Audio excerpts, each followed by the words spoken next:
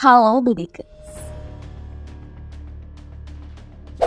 Beberapa hari belakangan, Jepang mulai melepaskan secara perlahan lebih dari 1 juta ton air radioaktif yang diolah dari pembangkit listrik tenaga nuklir non-aktif Fukushima ke Samudra Pasifik. Pembuangan limbah beracun ini pun menjadi sorotan internasional. Pelepasan air limbah ini telah memicu protes di Jepang dan kemarahan di negara-negara tetangga, seperti China dan Korea Selatan. Lantas seperti apa sebenarnya fakta dari reaktor nuklir Fukushima ini? Mari kita bongkar.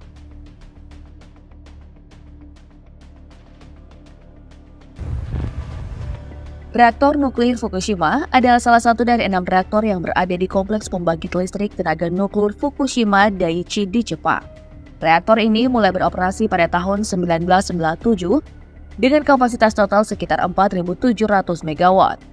Pada tahun 2011, reaktor ini mengalami kecelakaan nuklir yang parah akibat gempa bumi dan tsunami yang melanda wilayah tersebut. Akibatnya, sejumlah besar bahan radioaktif bocor ke lingkungan dan menyebabkan dampak kesehatan dan lingkungan yang serius. Meski rusak, pembangkit listrik tenaga nuklir ini masih terus memproduksi limbah, dengan total sekitar 100 meter kubik limbah setiap harinya. Pada dasarnya, limbah tersebut berasal dari cairan pendingin nuklir. Area yang digunakan untuk mendinginkan reaktor nuklir Fukushima serta air tanah dan air hujan akan terkontaminasi dengan zat radioaktif saat menyentuh bahan bakar nuklir. Air yang terkontaminasi tersebut kemudian dipompa keluar dan diolah dengan proses filtrasi yang disebut Advanced Liquid Processing System atau ALPS. Proses ini menggunakan serangkaian reaksi kimia untuk menurunkan konsentrasi radioaktif. Namun proses ALPS ini tak dapat menghilangkan tritium yang merupakan bentuk hidrogen yang bersifat radioaktif lemah. Dampak terhadap kesehatan manusia baru dapat dirasakan jika seseorang menelan miliaran unit becquerels. Air yang dilepaskan oleh Fukushima sendiri memiliki konsentrasi kurang dari 1.500 becquerel per liternya. Reaktor nuklir di Jepang memiliki berbagai fungsi, mulai dari membangkitkan listrik, mendukung penelitian hingga memproduksi isotop radioaktif. Selain itu, reaktor nuklir di Jepang juga berperan dalam mendukung penelitian ilmiah dan teknologi nuklir. Reaktor nuklir di Jepang menyumbang sekitar 30% dari total produksi listrik negara tersebut sebelum bencana nuklir Fukushima Daiichi pada tahun 2011.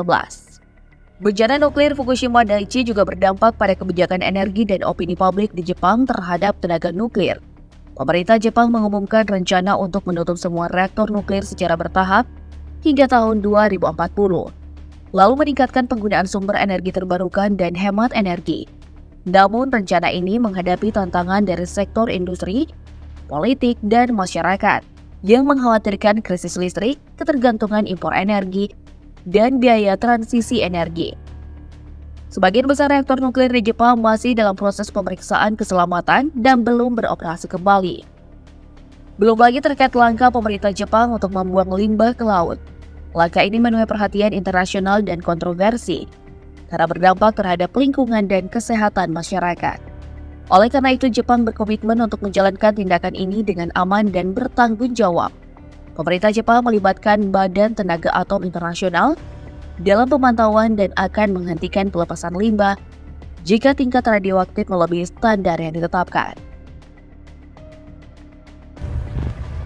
Sebagian ilmuwan berpendapat pelepasan ini aman dilakukan karena tritium dapat ditemukan di air seluruh dunia.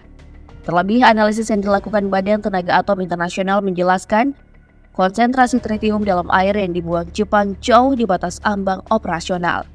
Mengenai hal ini, James White, seorang profesor ilmu lingkungan dan geologi di Universitas Portsmouth, mengatakan bila secara teori, air limbah nuklir Jepang bisa diminum. Hal ini karena limbah sudah diolah ketika disimpan dan kemudian diancarkan. Satu ilmuwan lain yang setuju adalah fisikawan David Bailey dari Prancis yang mengukur tentang radioaktivitas. Ia setuju air ini aman karena kuncinya adalah beberapa banyak kadar tritium di air tersebut. Meski dinilai aman, para kritikus yang juga ilmuwan mengakui perlu dilakukannya lebih banyak penelitian, terutama tentang dampak yang timbul di dasar laut, kehidupan laut, hingga manusia.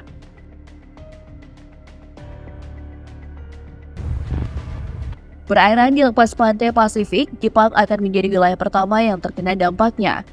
terutama perairan di sekitar prefektur Fukushima. Dengan arus terkuat di dunia yang berada di sepanjang pantai Fukushima, bahan radioaktif dapat menyebar ke sebagian besar Samudra Pasifik dalam waktu 57 hari sejak tanggal pembuangan dan mencapai seluruh samudra di dunia dalam 1 dekade. Profesor Hukum Internasional di dalam Maritime University, Zhang Yanqiang mengatakan setidaknya ada 60 jenis elemen radioaktif dalam air limbah nuklir Fukushima dan dampaknya terhadap kesehatan manusia yang disebabkan oleh rencana tersebut tak terbatas.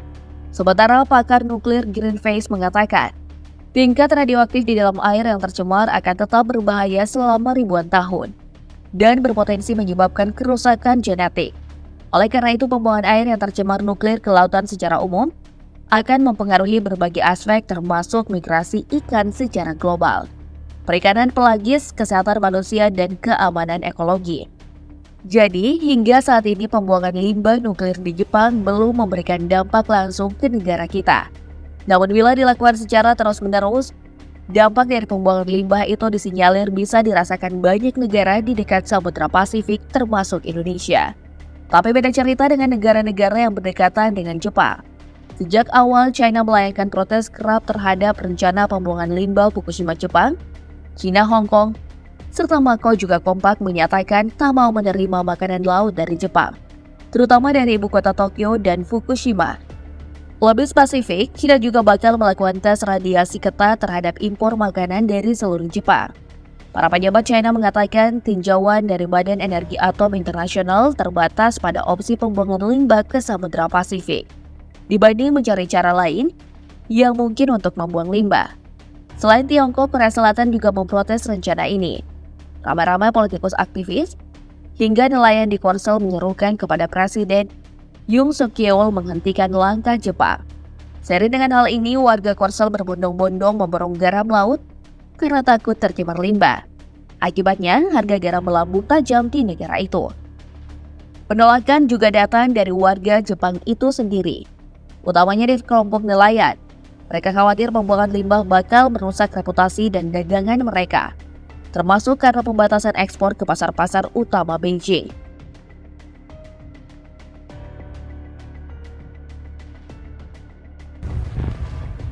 Lantas kenapa Jepang masih nekat membuang limbah nuklirnya ke laut? Seperti yang sempat dibahas di awal video tadi, 3 reaktor PLTN Fukushima rusak setelah diguncang gempa magnitudo 9,1 pada Maret 2011 silam. Meski rusak, PLTN ini masih terus memproduksi 100 meter kubik limbah setiap hari. Limbah ini berasal dari campuran air tanah dan air laut untuk mendinginkan reaktor. Air dari sisa pendinginan ini pun disaring dan disimpan di tangki-tangki. Karena banyaknya tampungan, 1000 tangki di PLTN Fukushima kini kehabisan ruang. Buntutnya, air limbah bakal mencapai kapasitas tangki, yakni 1,3 juta meter kubik pada awal 2024 mendatang. Karena itu, Jepang pun memutuskan membuang limbah nuklir Fukushima langsung ke laut.